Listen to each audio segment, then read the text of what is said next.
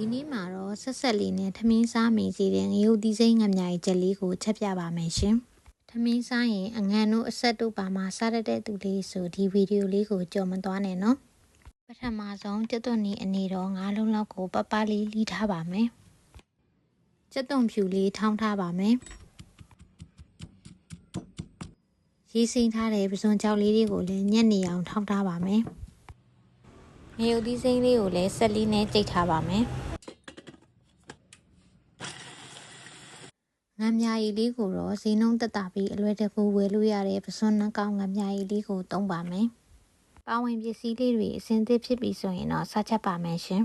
။စီလေးနှဲငယ်ထည့်ပါမယ်။စီဘူးလာပြီဆိုရင်တော့ကြက်သွန်နီကြက်သွန်ဖြူတို့ကိုထည့်ပါမယ်။ဆန်တွင်အယောင်တင်မုံလေးနှဲငယ်ထည့်ပြီးတော့ကြက်သွန်လေးနှမ်းသွားတဲ့အထိစီသက်ပေးထားပါမယ်ရှင်။ကြက်သွန်လေးနွမ်းသွားရင်တော့ထောင်းထားတဲ့ပစွန်ကြောက်လေးနဲ့ကြိတ်ထားတဲ့ငရုတ်သီးစိမ်းလေးတွေထည့်ပါမယ်။အနံလေးမွေးလာတဲ့အထိကြော်ထားပေးပါမယ်ရှင်။အနံလေးမွေးလာရင်တော့ပစွန်နှကောင်ငမြကြီးလေးကိုရင်းနှီးချမ်းခွက်တစ်ခွက်စာလောက်ထည့်ပါမယ်ရှင်။